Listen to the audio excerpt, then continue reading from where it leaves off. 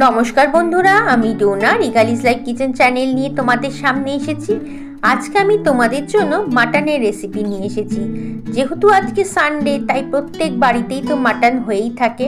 আমার বাড়িতে আমি কি করে মাটন রান্না করি সেটা তোমাদের সঙ্গে শেয়ার করব। আজকের মাটনটা আমি একটু অন্যভাবে রান্না করছি, আর খেতে তো দুর্দান্ত হয়। একবার তোমরা রান্না করলেই বুঝতে পারবে। চলো তাহলে রান্নাঘরে গিয়ে ঝটপট আজকের রেসিপি আমরা শুরু করে দিই। কড়াতে আমি আগের থেকে সর্ষের তেল দিয়ে রেখেছি। এখন তেলের মধ্যে দিয়ে দিলাম 1/4 চামচের মতো চিনি।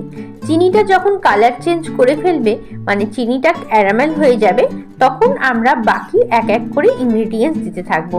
দেখো, চিনিটা কিন্তু অলরেডি কালার চেঞ্জ হতে শুরু করে দিয়েছে। এখন আমি এর মধ্যে দিয়ে দিচ্ছি একটা তেজপাতা, একটা শুকনো লঙ্কা, আর নর্মাল যে গরম মশলা আমরা রোজ ব্যবহার করি, মানে এলাচ, দারচিনি, লবঙ্গ, সাথে গোটা জিরে।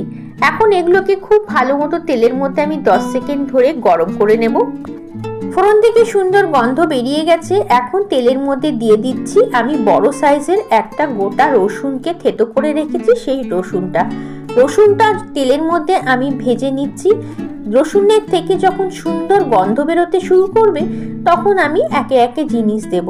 তবে আমি এর মধ্যে সব থেকে আগে দেব মাটনটা তেলের মধ্যে দেওয়ার পরে আমি খুব ভালো করে ভেজে নেব মাটনটাকে।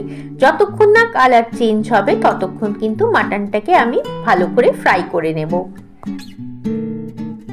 নর্মাল যেভাবে মাটন সবাই রান্না করে, আমি কিন্তু এই মাটনটা একেবারেই অন্যভাবে রান্না করছি। তোমরা আমার এই রেসিপিটা ফলো করে একবার বাড়িতে মাটনটা যদি তৈরি করো, দেখবে প্রত্যেকবার এইভাবেই বানাতে ইচ্ছে করবে।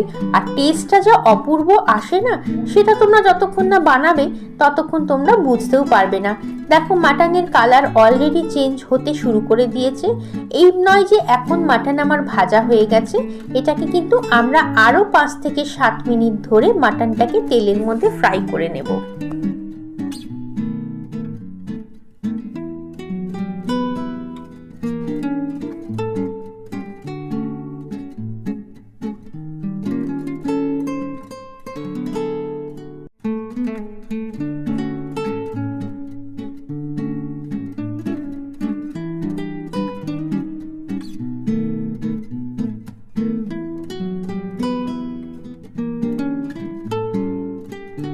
আমি 10 মিনিট ধরে মাটনটাকে তেলের মধ্যে ফ্রাই করে নিয়েছি।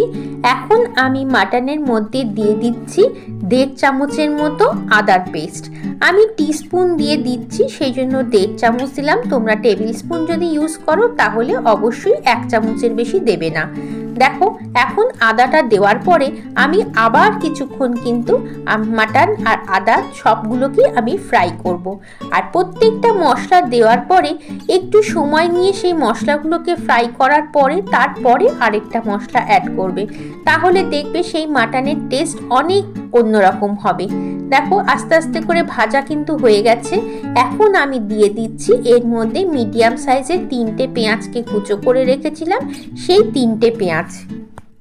আমি এখানে মোটামুটি 600 থেকে 700 গ্রামের মতো মাটন নিয়েছি। তার জন্য আমি কিন্তু খুব বেশি পেঁয়াজ দিইনি, মাত্র 3খানা পেঁয়াজ দিয়েছি, সেটাও আবার মিডিয়াম সাইজের। খুব বেশি পেঁয়াজ দেওয়ার দরকার নেই। আমরা এখন পেঁয়াজটাকে মাটনের সাথে আবার ভালো মতো ফ্রাই করব। যতক্ষণ না পেঁয়াজের কালার চেঞ্জ হচ্ছে ততক্ষণ পেঁয়াজটাকে ফ্রাই করে যেতে হবে। আর পেঁয়াজ ভাজার সময় আমি এর মধ্যে সামান্য পরিমাণে একটু নুন দিয়ে দেব, তাহলে পেঁয়াজটা খুব তাড়াতাড়ি ভাজা হয়ে যাবে। আমি কিন্তু আগে কোনো নুনের ব্যবহার করিনি, এই পেঁয়াজ ভাজার সময়ই আমি নুন দেব।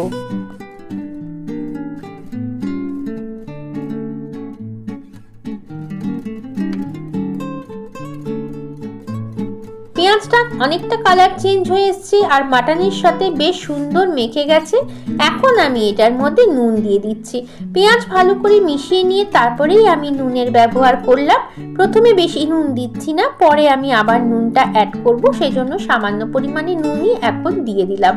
এখন আগেই আমি অন্য কোনো মশলা দেব না, এটাকে খুব ভালো করে মিশিয়ে নেব। আবার ভাজার ব্যাপারটাকে একটু সময় নিয়ে ভাজতে হবে, সেটা পেঁয়াজই হোক আর মাটনই হোক। এই সময় আমি দিয়ে দিচ্ছি এর মধ্যে 1 চামচের মতো হলুদ গুঁড়ো।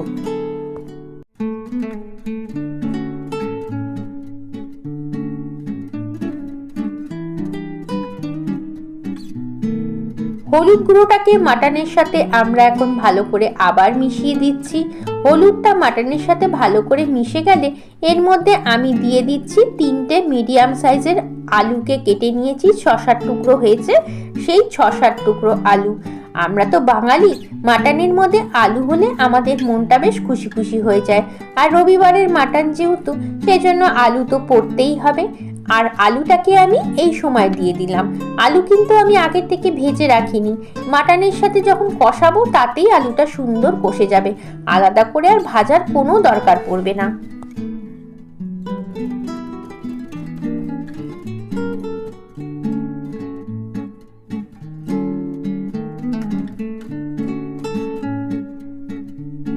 বেশ সুন্দর মাটনটার কালার এসে গেছে।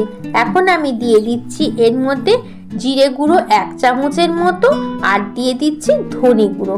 ধনে গুঁড়ো দিয়েছি আমি 1.5 চামচের মতো। এখন জিরে ধনে মাটনের সাথে খুব ভালো করে কষিয়ে নিতে হবে।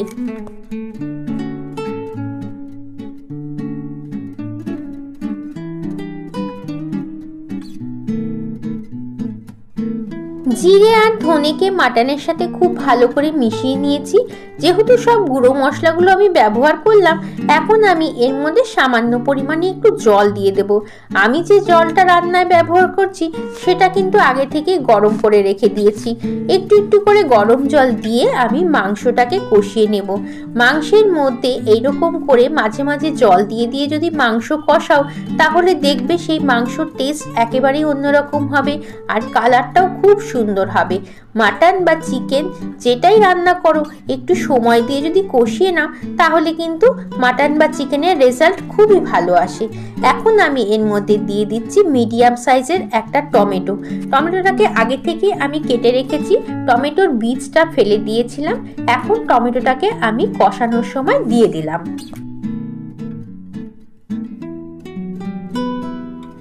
এইরকম মাটন কিন্তু বিয়ে বাড়িতে সাধারণত রান্না করে। আমি কষানোর সময় মাটনটার মধ্যে দিয়ে দিলাম একটু মিট মশলা। মিট মশলাটা কষানোর সময় দেবে, তাহলে দেখবে মাংস ভীষণই ভালো হবে খেতে। আর সাথে দিয়ে দিচ্ছি কাশ্মীরি লঙ্কার গুঁড়ো। মিট মশলাটা আমি 1 টিস্পুন দিয়েছি, কাশ্মীরি লঙ্কার গুঁড়োটা আমি 1/2 টিস্পুনের একটু বেশি দিচ্ছি। আর মাটনটা আমি খুব বেশি ঝাল দেব না, বেশি ঝাল হলে টেস্ট লাগে না। ঝালের ব্যাপারটা কিন্তু তোমাদের যার যার ব্যক্তিগত। যদি বেশি ঝাল খেতে পছন্দ করো, অবশ্যই এর মধ্যে কাঁচা লঙ্কা বাটা দিতে পারো বা শুকনো লঙ্কা বাটাও ইউজ করতে পারো। আমি এখনো পর্যন্ত ঝাল কোনো কিছুই ব্যবহার করিনি। ঝাল লঙ্কার গুঁড়ো আমি দেব, তবে একটু পরে দেব। সামান্য পরিমাণে একটু গরম জল দিয়ে আবার মাংসটাকে ভালো মতো কষিয়ে নেব।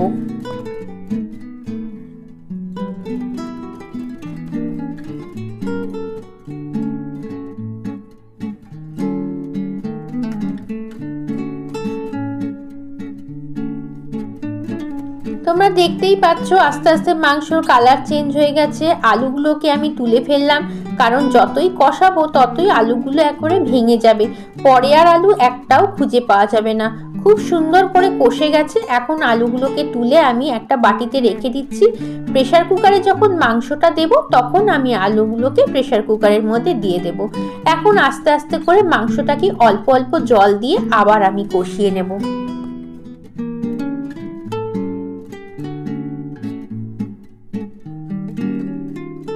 দেখো মাংসটা সুন্দর কষে কষে গেছে। এখন আমি এর মধ্যে 3 থেকে 4 চামচের মতো টক দই দিয়ে দিলাম। টক দই দিয়েছি যখন, তখন গ্যাস কিন্তু আমি বন্ধ করে দিয়েছি। ভালো করে টক দইটাকে মিশিয়ে নিয়ে তারপরে আমি গ্যাসটাকে আবার জ্বালাবো।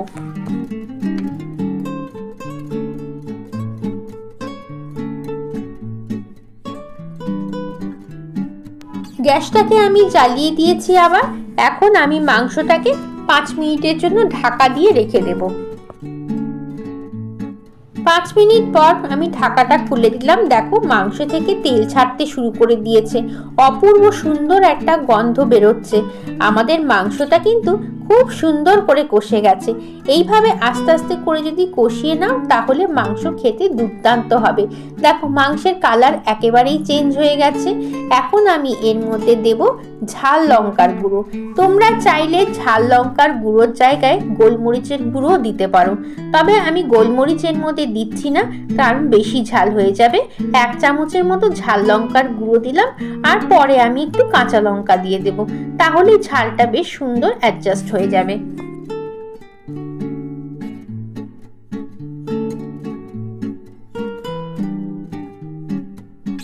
প্রথমে আমি অল্প নুন দিয়েছিলাম, এখন আমি আবারও 1 চামচের মতো নুন দিচ্ছি, কারণ নুনটা কম লাগছে, আর একটু নুনের প্রয়োজন আছে।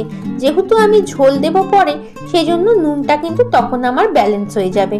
দেখো সুন্দর করে কষে গেছে, আর গন্ধটা যে অপূর্ব বেরোচ্ছে সেটা একমাত্র আমি পাচ্ছি। সেটা যদি তোমাদের পেতে হয় তাহলে অবশ্যই এই রেসিপিটা ফলো করে মাংসটা বানিয়ে ফেলতে হবে, আর আঙুল চেটে পুটে খাবে, দেখবে এই মাংসটা যদি পাতে পড়ে।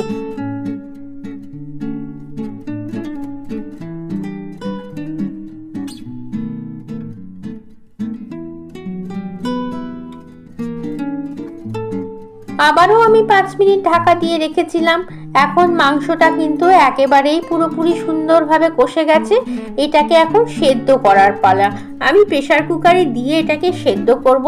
আমি প্রেসার কুকারে চলো ঢেলে দিচ্ছি, আর কড়াটার মধ্যে গরম জল করে আমি কিন্তু সেই জলটাই প্রেসার কুকারে দিয়ে দেব ঝোল হিসেবে।